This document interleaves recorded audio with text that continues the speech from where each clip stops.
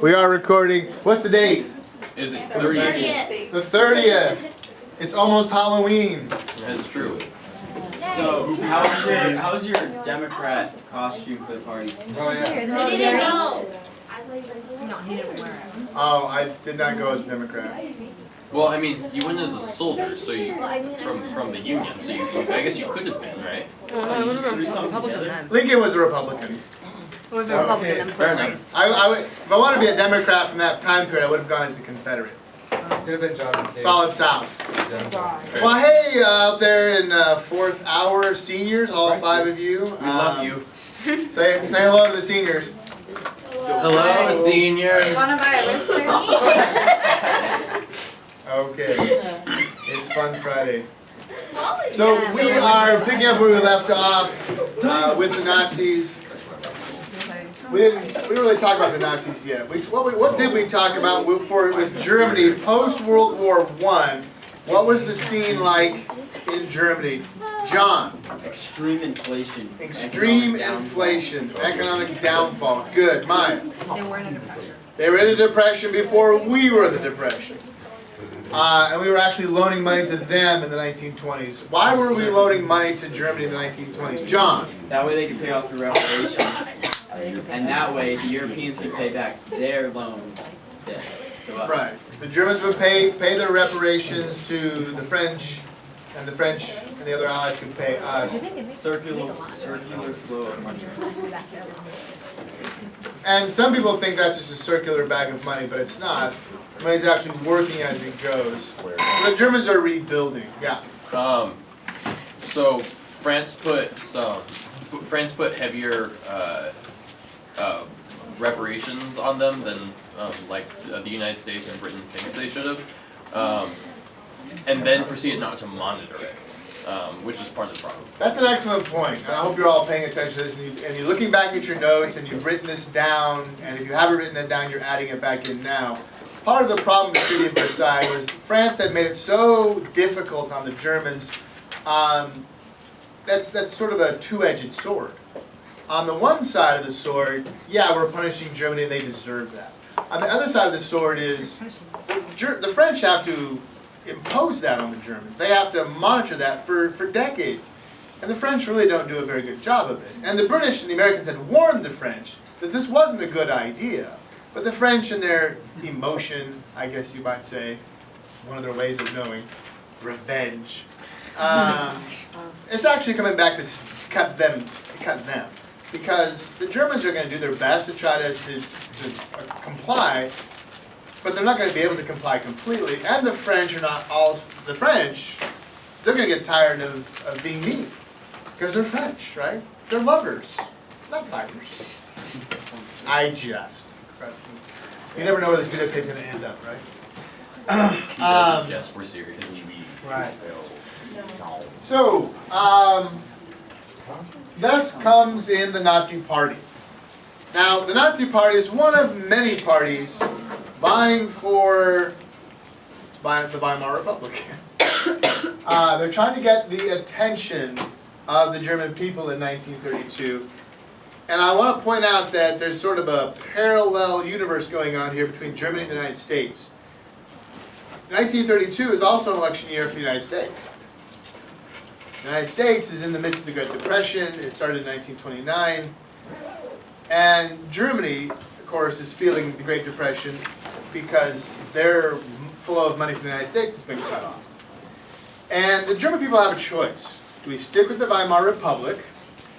Do we go communist?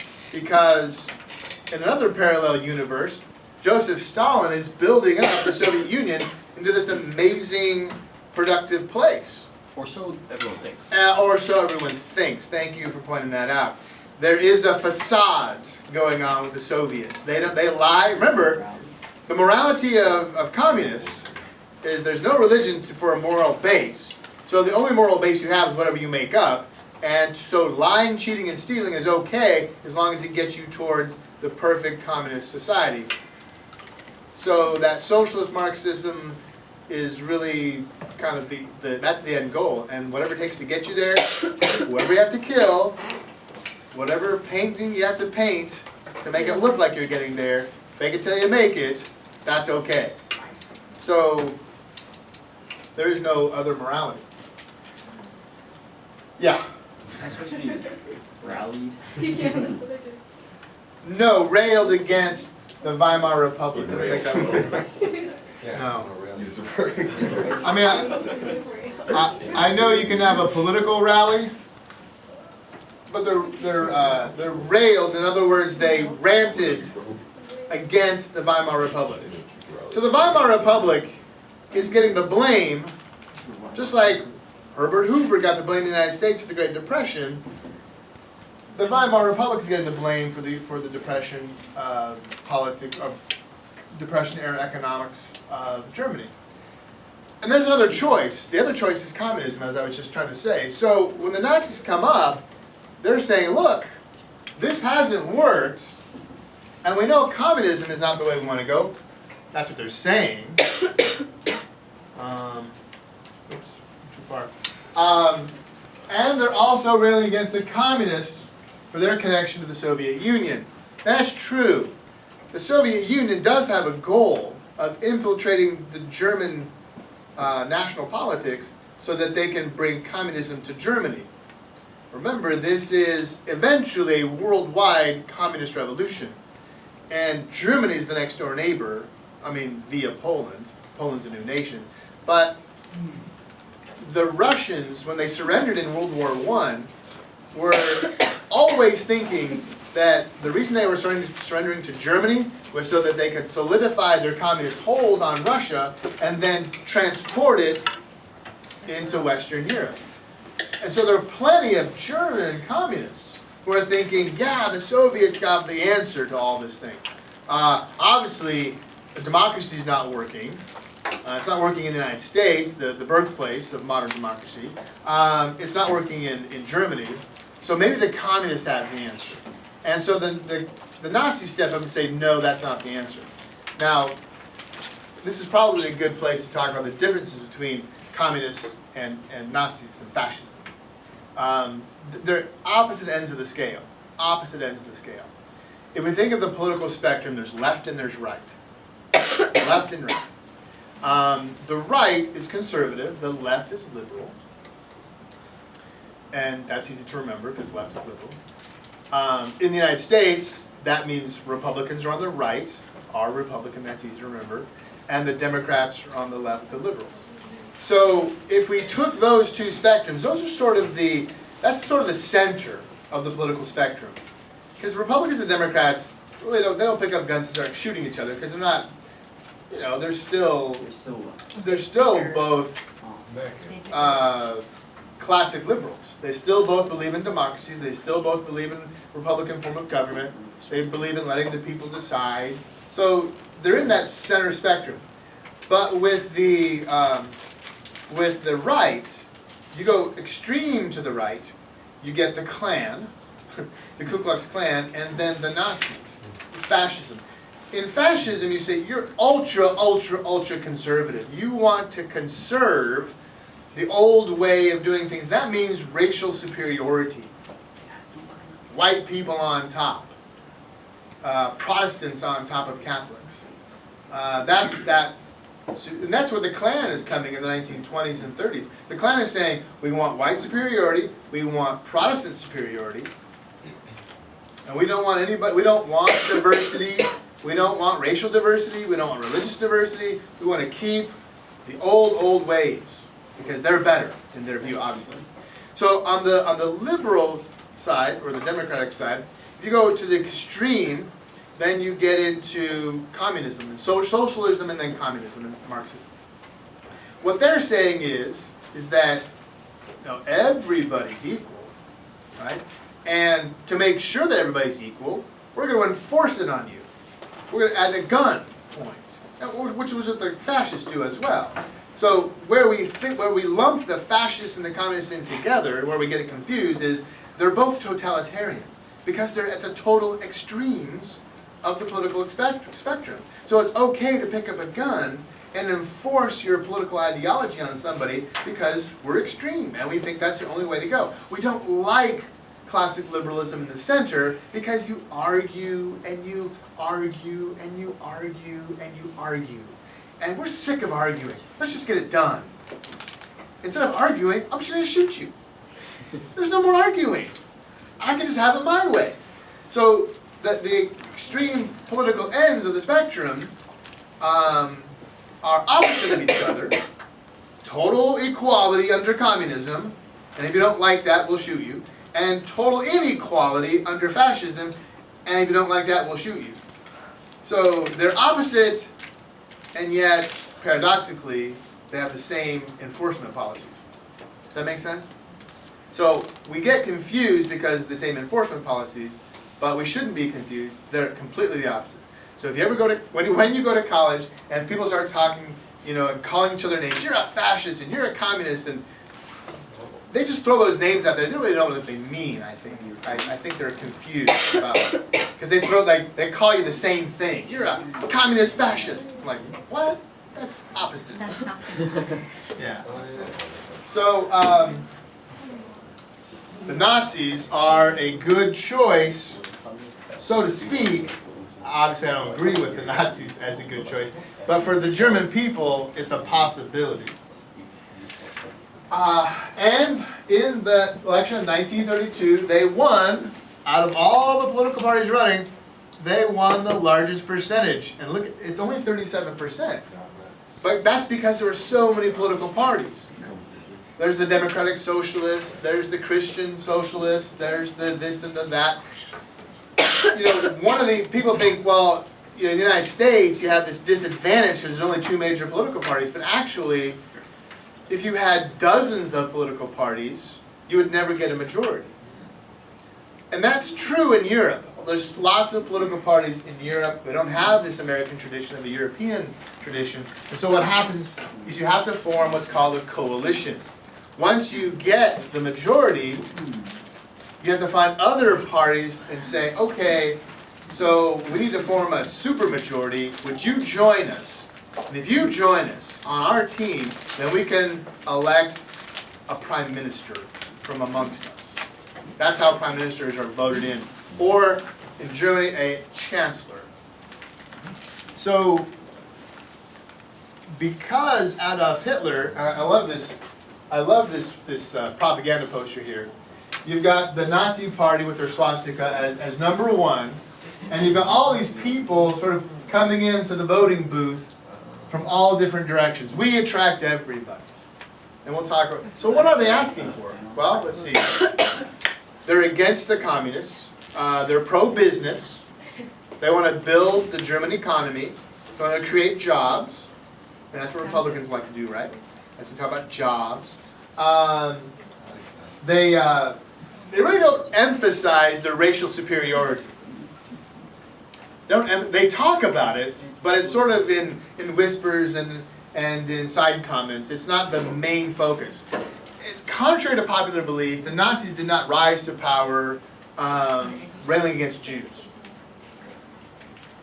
It was a thing. Yeah, railing against Jews is a thing, but it's not your primary thing. It's one of your side things. And by the way, yeah, those Jews. It's like, we can make it better, and those horrible people got us in this position. So. Yes, those horrible people are part of the reason we're in this situation. We're going to blame everybody because we want everybody to help us, right? We're going to blame the communists. We'll blame the Jews. We'll blame the Democratic or the Weimar Republic. We'll blame everybody. And so, what then do you have to hold on to? Nationalism, German nationalism. That's another thing that's opposite of communism, because in communism, its worldwide revolution erased the political borders eventually. Like John Lennon, imagine there's no borders. That's communism. In fascism, it's extreme nationalism. Our country's the best, everybody else sucks. Our race is the best, every other race sucks. Our culture is the best, everyone else sucks. That's not communist. In communism, you have equality. Yeah, worldwide. So, because the Nazis won this largest percentage, Hitler demanded that he be made chancellor or prime minister of Germany. Okay, so what does that mean? Who do you get to go with you? So anybody who's not a communist, anybody who feels national pride, well, that's appealing. Because a lot of Germans are nationalistic. I mean, let's face it, most of us are. We are nationalists. We are proud of our countries. And so when the Nazis won that portion, they thought, well, okay, yeah, they're a bit on the extreme side, this whole railing against the Jews thing, that's kind of extreme, but we could probably control him. Because he's an extremist. Yeah, famous last words, right? We can control Adolf Hitler. Now, Adolf Hitler has a plan. This is his plan. Sort of sneaking under the radar. Sort of pretend to be one of the good boys, the good players. Yeah, I'll play ball with you. Sure, I'll play ball, yeah. But really, what he is, he's a ringer. What's a ringer? Let's say you're going to play a pickup game of flag football. And you bring a buddy along with you, and you say, yeah, do you mind if he plays? He's got nothing else to do, he's kind of bored. And you look at him and you're like, well, sure, okay. And then, after the game gets going, you find out that he actually plays football for ASU. That's a ringer. You didn't say that. You lied, basically. He's just bored, has nothing to do. You brought him in and didn't tell the truth about him. He's really DJ Foster, and you didn't know who he was. You probably should have known by his look. Ah, yeah, DJ Foster. But there's a guy on the team that's really small. What's his name? He's like a little taller than me. I think maybe only. ASU? Or what? Yeah, ASU. He's like a running back. Yeah, they're really small. He's probably he's under 6 foot, but he's one of their best. He's like a number 4. I forgot his name. What position does he play? Running back. Yeah. I don't need that, G. made a lot of yardage last night. Boy, if you look at the stats on the, I digress, but ASU lost in triple overtime last night. That was awful. I'm running on low sleep because I didn't get on the train to go home until midnight. Oh, you went? Yeah, we lost 55 to 61. It was, you're on the 1 yard line. Why do you pass the ball? What is That's a Super Bowl play. Dumb is what it was. Isaiah Garcia was at the end too. Okay.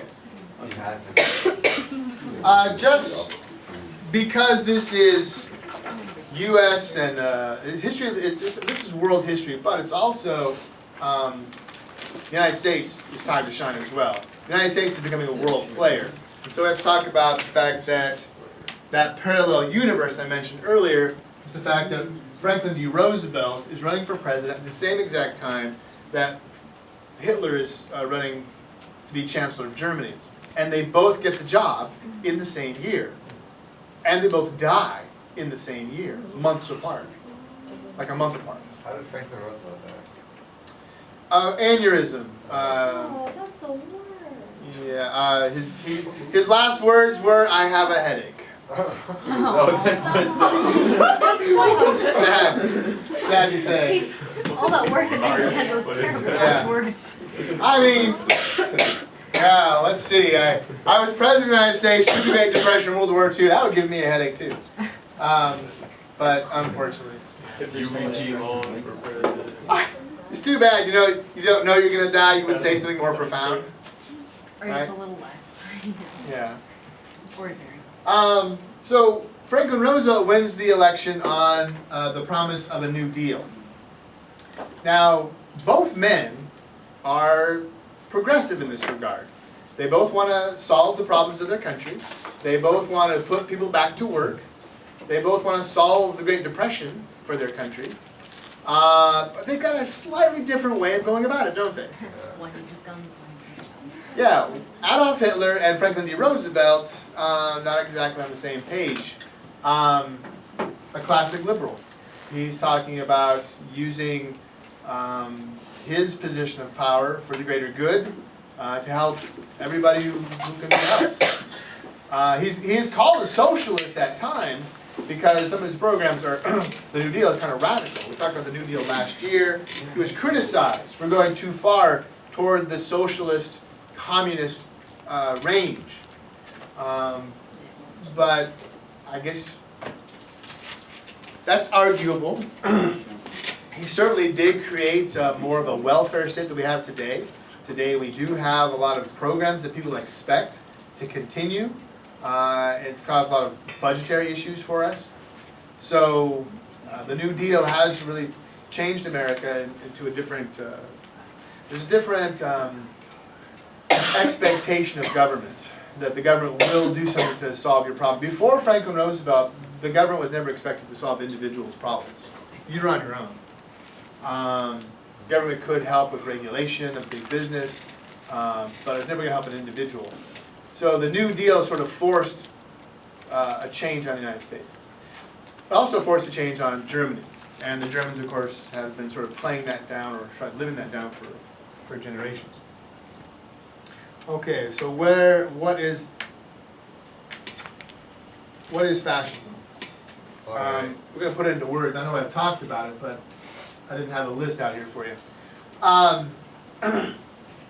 So the fascists are not just the Germans. In fact, the Germans didn't invent fascism. It was invented by Mussolini, who took it from the ancient Romans. The Fasch was the symbol of absolute authority in the Roman Empire. It's a hatchet with sticks. Yeah. What's that?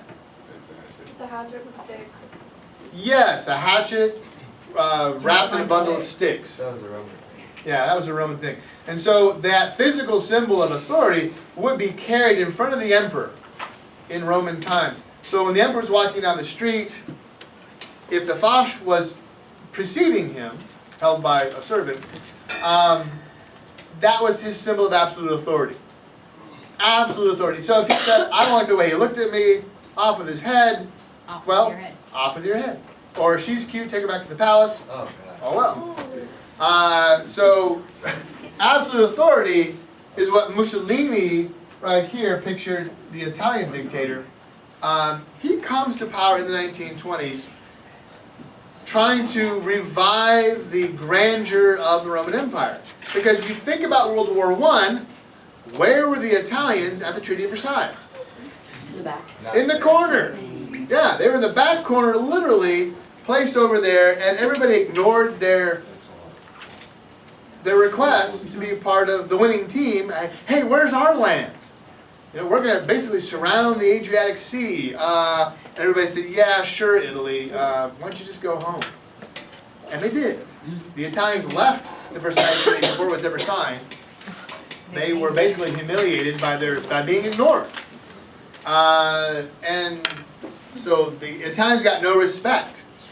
So Mussolini's view is, we need respect. How do we get that? I mean, we used to have it. You know, Roman Empire, hello. So let's call on that. If you look at the top of his hat, what do you see? An eagle. The eagle. That is the Roman eagle, the Roman symbol of authority. It's an eagle, yeah. More like the American. You're right. We had Also, on Hitler's hat, An eagle. an eagle. What is our symbol of authority? An eagle. The eagle. We should And stop taking unfortunately, some ambulance chasing lawyers have also stolen it, you know, get the eagle. The eagle is a symbol of authority and power. So the state has adopted it as well. So Adolf Hitler was basically admiring and copying Mussolini. Mussolini started fascism, this is absolute power. So what is included? You may or may not have written this down, so I'll put it in writing in case you didn't get it down. Totalitarianism, total control. You, as an individual, are subservient to the state. Which is also similar to communism, but your subservience is for the greater good of everybody else, supposedly. Militarism. Notice the uniforms. These state leaders are not wearing suits and ties. I mean, they are, but, you know, they're also They're not uniforms business as well. Yes, so you got the sword. Mussolini's wearing his sword. You got the medals. Which makes them look kind of What's that? all the uniforms they seem like almost aggressive and showing off their power just the way they dress. They are showing off their power. So militarism is a way of power, isn't it? I mean, Yeah, the military. right? In fact, Mao Zedong, the leader of the Communist Party in China, said in his little red book, power comes from the barrel of a gun. Well, that is as naked truth as you can get, right? I mean, power comes from the barrel of a gun? Yeah, that's how simple is that? Do what I say, Or you die. or you die. And most people don't die. So people can be manipulated with military. And now you go zoom up. Nationalism, I mentioned that earlier. This is extreme nationalism, is our guys are the best, everybody else sucks. So therefore we can take over your territory. Right? We can take over your territory because you're lesser than we are. Our nation is superior to your nation. It's not like manifest destiny. Manifest destiny, yeah, there is a parallel to manifest destiny. Except it wasn't necessarily in different countries, such as other places. I mean, it's arguable, obviously. Some people would say, yeah, you're racist against the natives, you're going to use guns. There's the temperance, though, of Christianity in the United States. And I'm not trying to push religion. What I'm trying to say is that there's a Christian tradition in the United States that is very powerful, and it's a restraining power. Morality is a restraint on people. So if you do kill somebody, even today, you know, we're kill somebody by accident in the Middle East, you know, dropping a bomb in the wrong place, we apologize. Why do we do that? Because there's a moral obligation to do the right thing. And where does that come from? It comes basically from a Christian tradition. You have rules and 10 Commandments and all that kind of thing. So these guys are unrestrained. Communists are unrestrained by that, and so are fascists. Fascists are not restrained by it. They'll use it, but they'll use it. They'll say, oh, yeah, religion, we're the good guys. But they're not. They're not. When I say use it, what I mean by that is, let's say, when you talk about, let's go to racism for just a minute. This is where it kind of gets complicated with the Jews. The Jews, in most of your minds, to be a Jew is to be religious. It's a religious obligation, a religious choice.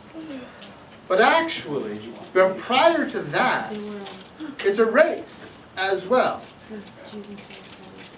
Yeah, the Jews were the Hebrews of ancient Israel, and they were a race of people, the Semitic people.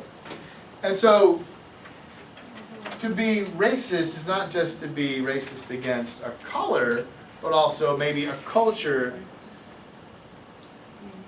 And it's kind of, you know, it's a little sort of gray for a lot of people. They don't really understand why to be a Jew is to be a race. It is. You can convert to Judaism if you're not Semitic. Sure, that can happen too. But here's the thing.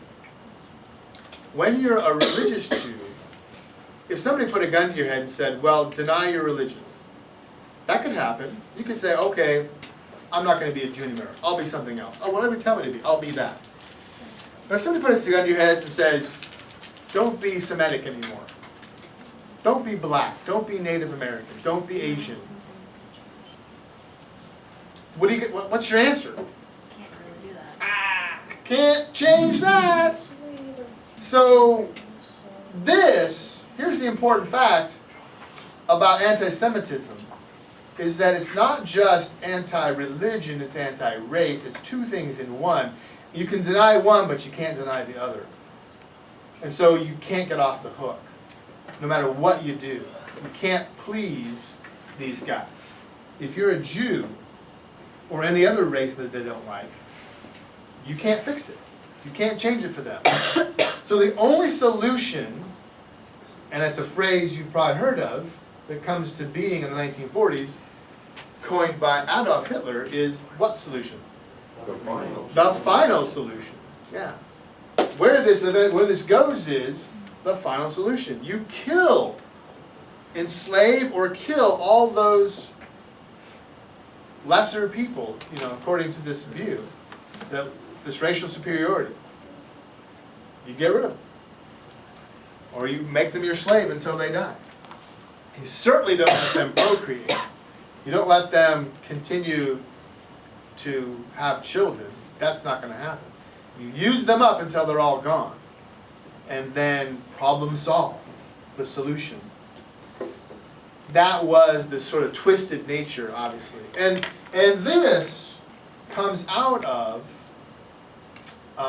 not just religious hatred, but also comes out of that pseudoscientific hatred. Social Darwinism is used to justify this. Because if you think about social Darwinism, survival of the fittest, the phrase that was used in the time period was racial fitness. That was used in the United States, racial fitness. In other words, the more white you are, the more fit you are, and the more fit you are, survival of the fittest. Yes? So, I don't know if that's true for them. well, that was the idea. That's why I call it a pseudoscience. So doing things like measuring eye color, measuring cranial size, measuring the size of your nose, the tone of your skin. All of these things were part of a pseudoscience called, does anyone know? Pseudoscience of race. The only pseudoscience I know is from Star Trek.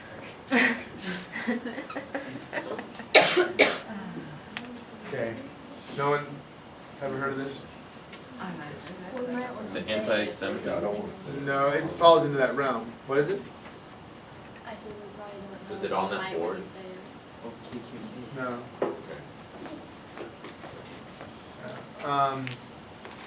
Now I'm drawing a blank.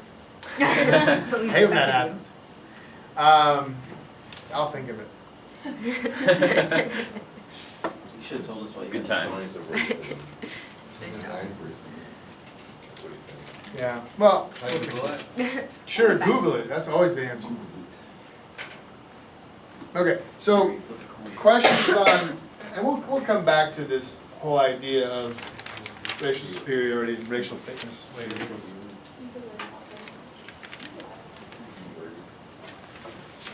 Imperialism.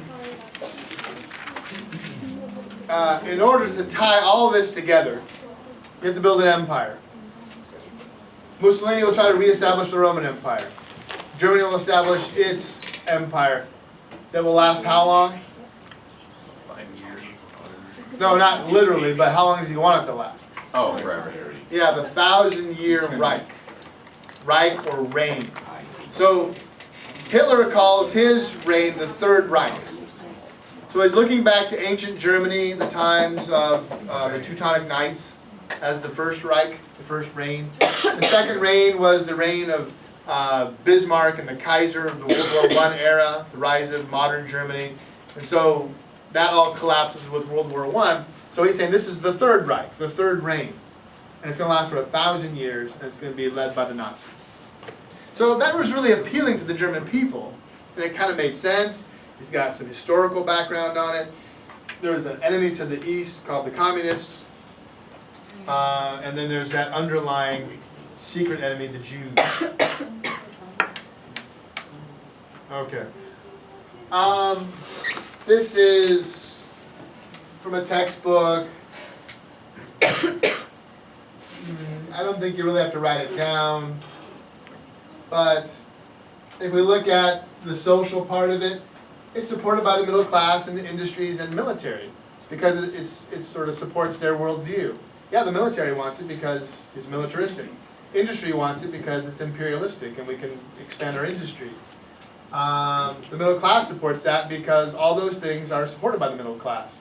Jobs and expansion and money. In fact, speaking of money, a lot of European nations, especially England, looked at Hitler as, in the beginning, a logical choice for Germany. We can get behind that because he's anti-communist. He's pro-business. And what is England all about? Business. Making money. So we can, in fact, the phrase was, we can do business with Hitler. We can do business. Yeah, the whole anti-Semitism thing, that's, it's just a thing. Everybody says that. And then start. Did we come up with that with phrenology? Yeah, Jake, you look it up. I couldn't find it. I think look up phrenology in, that's the word that just came into my head, on Google, see what you come up Was with. it P or an F? F, Oh. phrenology. Okay. Cultural, censorship, indoctrination, meaning propaganda, Scientific racism.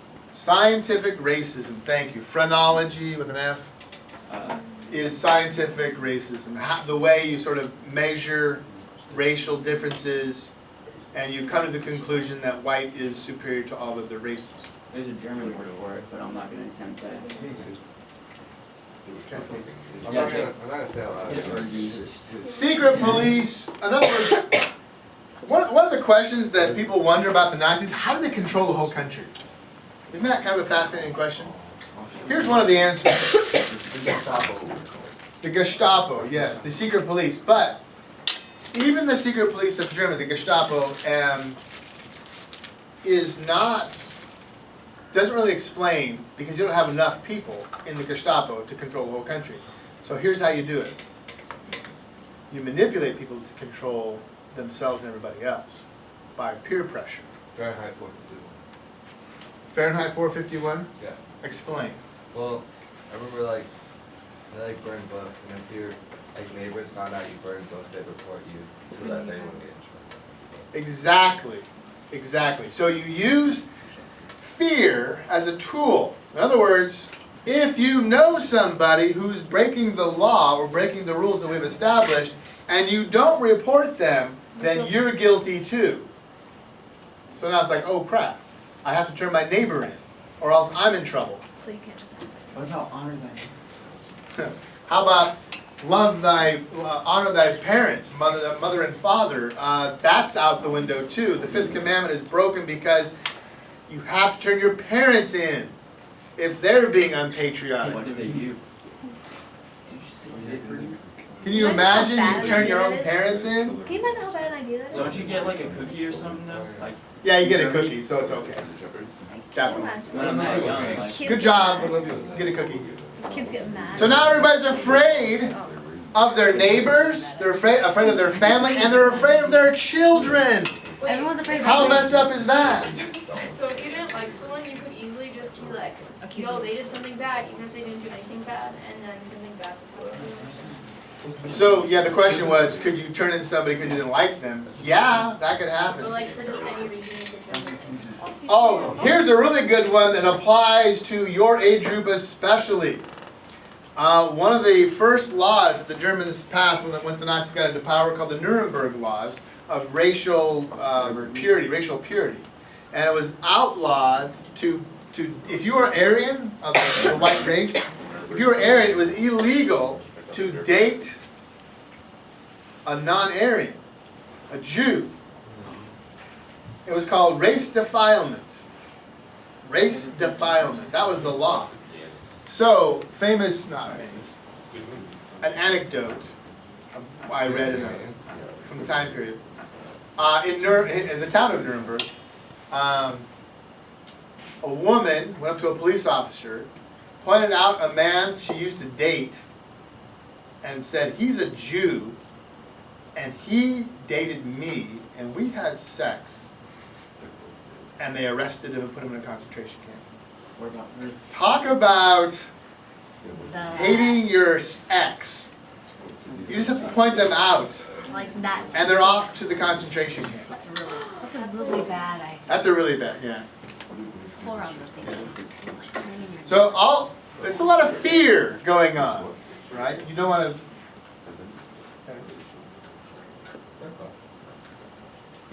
See if there's anything else I've left out of this wheel here of fascism. The economy is controlled by the state. But here's the difference between that and communism. In communism, you're not allowed to make a profit. You have to share the money and share the wealth. In fascism, the state tells you what to make, but you get to keep the profits. So if you make money, that's fine, go ahead, make money. Well, we're gonna tax you, obviously, but you get to keep, you get to become rich if you want. How heavy was the tax? I don't know that the heavy, I don't know how heavy the is. I can't imagine they were overly burdensome because then, it becomes more like, socialism, communism. Schindler's List, great example. How many of you have seen that movie, Schindler's List? 1, 2, 3. Wow. Okay, so it's one of those things, it's upsetting, you'll never forget it. It's one of those movies you should see. Schindler was a German businessman, and his only concern, the only reason he was a Nazi, We'll wait. They were like, We can wait. the only reason Schindler was a Nazi was because he wanted to make a lot of money, and he got to do that in the munitions industry by supplying arms to the Nazi party, and he became well connected and very rich. But then he got a conscience. As he used Jewish slave labor in his munitions factories, he got to know the Jews and figured out, They're like decent people. good luck. Is that a folder? Figured out he liked them. These are decent people. They really aren't the evil people that they've been portrayed to be. And so he created a list of his slaves and tried to save all of them by saying to the Nazis, this is my list. These are my slaves. I need you to keep them my slaves. You're not allowed to deport them to the concentration camps because I need them. And that was his way of secretly saving those people. So to get on the list, to be one of Schindler's slaves in the factory was to be saved from the concentration camps. So it's an excellent film. It's based on a true story. And the Jews of Israel have a list of their own called Yad Vashem.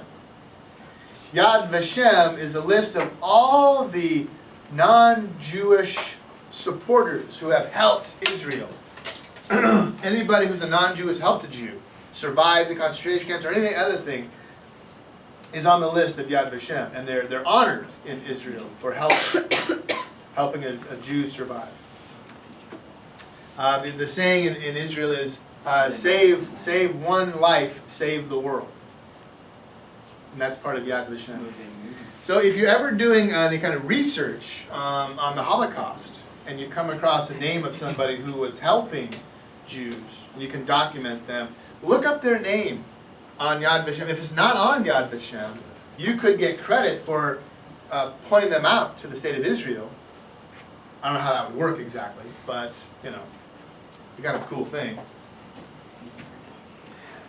Okay, I actually have a name in mind. I don't know, I can't remember the name anymore. I did some research several years ago, and I think when I get around to it, I might try to see if that, because he's not on the list, but he definitely helped people. I might try to get him on the list. All right, so here's a few images from Nazi Germany and the extreme nationalism that's going on. This is not a Beatles concert, but it is extreme, or maybe it's One Direction concert. I think it's a One Direction concert. Shots fired. We can never get the rise out of these guys. Okay. So anybody go to that concert in here? Yeah. Tatiana, I said yes, their hand. So my hand is usually. Tatiana, did you go to the One Direction concert? Raise your hand. No, we used to do that all the time. It's not like it's solely not. Look at the level of emotion that is being displayed in this image. This is part of the Nazi propaganda. You have rallies and parades, and people go crazy because they're just so excited that Germany is rising out of the ashes. And so people join in on this celebration, and they're saluting, of course. Hitler's probably driving by in a parade, yeah. Okay, you know the movie The Parent Trap? Yeah. The girl there, like just towards the bottom, just to the right of that looks like her. The twins? Yeah. The first one. Isn't The that, old one. Isn't that, what's her name? Lindsay Lohan. Lindsay Lohan? Is Oh, it? that's The it. new We're one. talking about The new the one. original. It was an older version. Old one. Yeah. Well, when she was a girl, right? No, No, this not was the Disney one. The one before that? Yeah, that was a Before the Lindsay Lohan? That was a remake. Oh, I just, okay. Anyway, it's the same girl who's in Pollyanna, I think. Wait, sounded you did, and then Nationalist propaganda. it's the one where there's like two families of like 12. I know you don't speak German, but can anybody try to use their powers of Like, you know that movie? reason to see if you can? Where like one guy has a sailor and then like. Is it, working? And one kid, they get married. And all these kids. There was no. Way to go. Have I got it? What are we looking up? No, I'm asking you, can you tell what these propaganda posters are about? One's about having kids, and then the other one's about Like the Nicole. Okay, so what do you think the first one's about? What's that? How about the war effort even if you're not? There's no war No, yet. it's rebuilding. Rebuilding Germany. Rebuilding Germany, right? And who's rebuilding Germany? The Nazi Party. The Nazis! The white guy. Yeah. And he's white, yes, perfect Aryan. I know what the second one is. What's the second one? Reproduce the Aryan race and grow the Aryan race, right? Reproduce the Aryan race, yes. This says Muttertag, 1939. And what is? What is Muttertag? Motherhood. Motherhood, yes. Women were rewarded for having more children. They get war medals. Unlike the one-child policy, which just today, or was it yesterday, It was yesterday, yeah. China, announced the end of the one-child policy because they were trying to reduce the size of China. That's a whole other topic. But in Nazi Germany, they wanted to increase the size of the superior race to outproduce all other races. One of the strange side notes of Nazi Germany, the Third Reich, was that as they conquered foreign countries, they looked for Aryan children. And they kidnapped them away from their parents who were executed. And they were put into German families to be raised as good Nazis. How would you like to have that realization come about, when you're older? Ew. Yeah, you're not really, you were kind of adopted. Oh, I was? Oh, that's cool. Well, not really. Yeah, your parents were executed and you were raised here with us. So women were given something. All right, so I want to share something with you here. I'm going to show it to you. This is both my grandfathers were fought in World War II.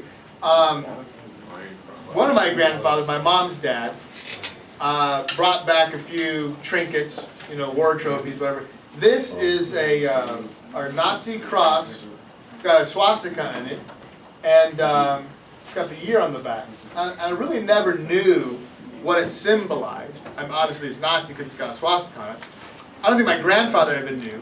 So there I am. I'm at the Holocaust Museum in Washington, D.C., and I go into a special exhibit called Deadly Science. This is the science of phrenology, where you sort of sort people out by race, and you get rid of the inferior races and keep the superior races. And so I'm flipping through the book, and I find my medal. And what is it? It is life size. This says, the Nazi regime awarded a bronze honor cross of a German motherhood to fit, racial fitness, fit Germanic Aryan women who had 4 or 5 children, silver for 6 or 7 children, and gold for 8 or more. This is a gold medal for having more than 8 or more children. This belonged to some good Nazi woman who my grandfather stole it from. I don't know how he came by it. He ripped it off her neck. But, whatever. So, hey, have a great weekend. Be safe. Halloween. Halloween. Would the following students please report to the front office? Mr. Buck. Claire Brindley, Eduardo Flores, Aubrey Hayes, Presentation. Ethan Neely, Anna Bye.